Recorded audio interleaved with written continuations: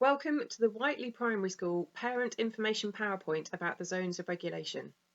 If you have any questions after watching the slides and listening to the information, please speak to your child's class teacher as your first point of contact or email the school office.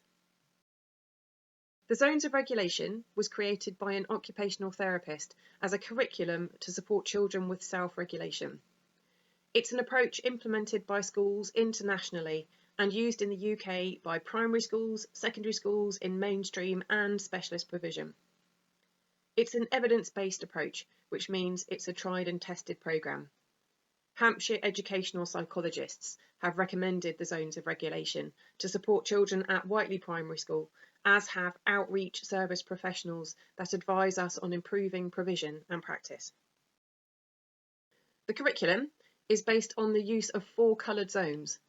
The 4 zones have categories to describe how the body feels and the emotions that go with the feeling.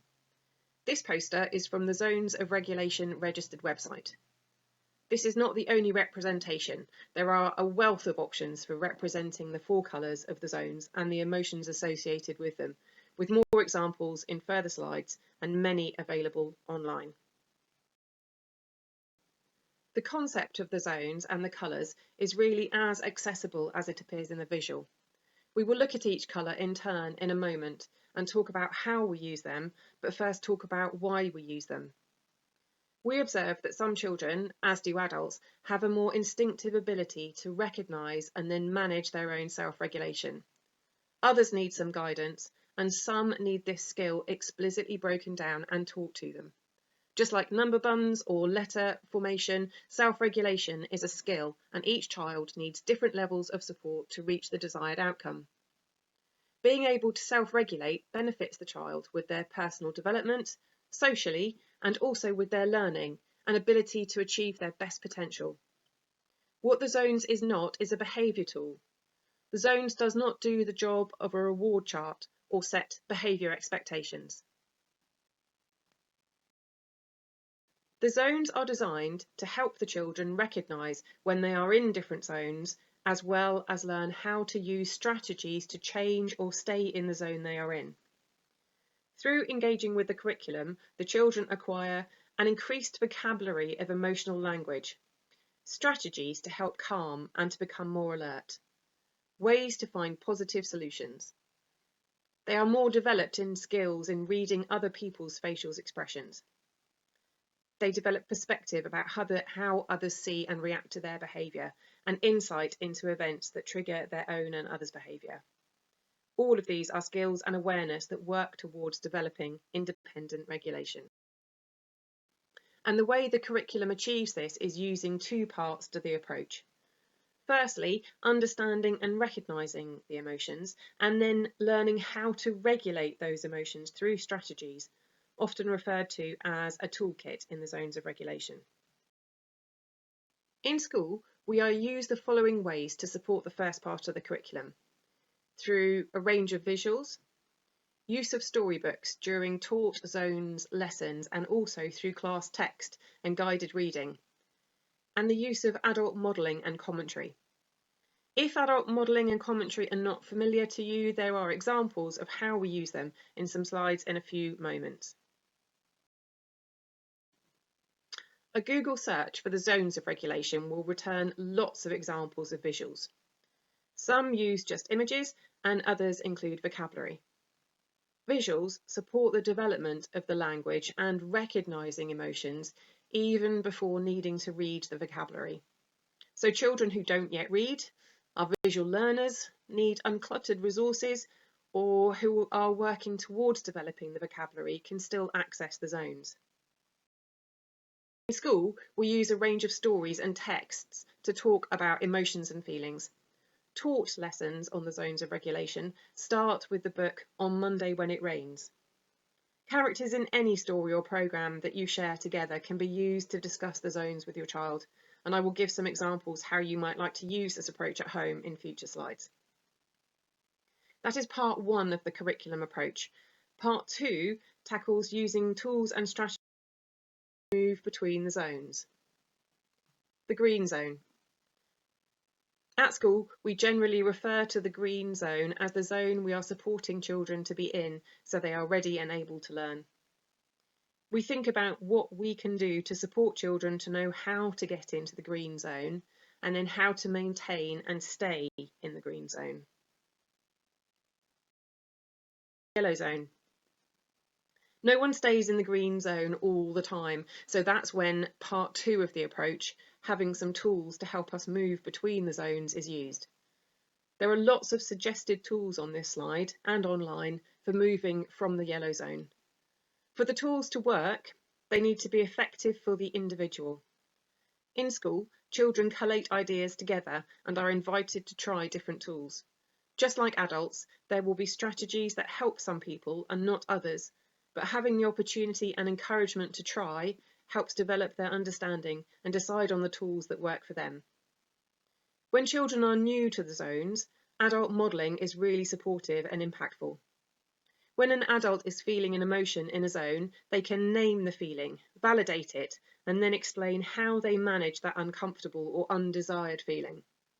For example, a teacher recently modelled in class by saying, "I'm feeling quite frustrated that the computer isn't playing the video I need to show you. I am feeling in the yellow zone. That's okay. I'll take 3 deep breaths. Try again." The red zone. For children who need help to recognise that they need to regulate and move into a different zone, using commentary can support this development. An adult that can comment, "I think you are in the red zone. I have noticed that you are clenching your hands, or hiding away from everyone, or running around into people. I wonder if you are feeling angry or scared. Let's try a walk, or having a break, or getting outside together." A commentary supports the child beginning to link the feeling, the sensation they have, to the language of the emotion, and then developing that recognition independently. Over time, a trusted adult will be able to co-regulate and prompt the child to begin to recognise their zone and then use tools to move zone. You will notice that elated is in the feels like list. It is important to acknowledge that not all feelings in the yellow, red or blue zone are uncomfortable or a negative experience. Sometimes it might be desirable or appropriate to be in a different zone to green. Being at a party, playing a match for a sports team, reflecting on sad news. The zones supports us being skilled in recognising how we are reacting to our emotions, the appropriate regulation zone, and how to get there using our tools. The blue zone. This zone can sometimes be described in school as "my engine is running too slow." Some of the tools are similar or the same on the slides for the different zones. It is not a prescriptive or exhaustive list. The tools must be personal to each person and may change day to day depending on the emotion or the stimulus for that emotion. It's also possible to be in more than one zone. Children may feel tired and be in the blue zone because they did not get enough sleep or are feeling unwell, and also excited in the yellow zone because they know they are going to the park with friends straight after school. Adults can support children understanding they can experience more than one zone at a time through modelling, commentary and discussing story characters. Other queries are wondering about how we present. Children and adults will have, at some point, shown an outward presentation which differs from the emotion we are experiencing. Sometimes this is a subconscious reaction. Keep smiling even though I've scraped my knee falling over. Or a chosen presentation. I'm laughing at the joke even though it hurt my feelings. This adds some more complexity for people supporting someone who presents differently to how they feel, and it can be confusing for a child if they are unaware that this can happen. The language we use is vital to the success of using the zones. Children need to know that everyone experiences all of the zones and every zone is expected. The red and yellow zones and blue zones are not the bad or not okay zones, and as we have covered, there are times when it is desirable to be in a zone other than the green zone. The zones approach is intended to be a tool to support children and not to judge them. Our feelings or emotions are there all the time. Acknowledging they are there and talking about them help normalise the comfortable feelings and helps with addressing any unexpected or uncomfortable feelings when they occur in any environment at any time. Practicing co-regulation and self-regulation strategies while your child is in the green zone will help them learn the most effective personal tools to move between the zones when they need to. Use the colours and the vocabulary to say out loud what you are feeling and model what you are going to do to help you move into your desired zone. Make the comments out loud so children understand it is natural and that we all experience the different zones and use our own strategies to regulate ourselves. For example, I'm quite tired this afternoon and I'm feeling like I'm in the blue zone. That's okay. I need to use a tool to help me into the green. I'll play a song to sing along to.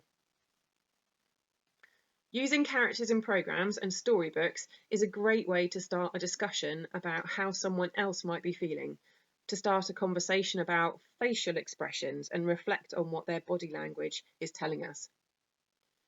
For some children who struggle to regulate and move from a particular zone, using a role model, such as talking about what their favourite character or superhero might do, can be a useful distraction when they are dysregulated in the moment, and then later, when they are more regulated, be a way to help them think of tools to try for their own toolkit.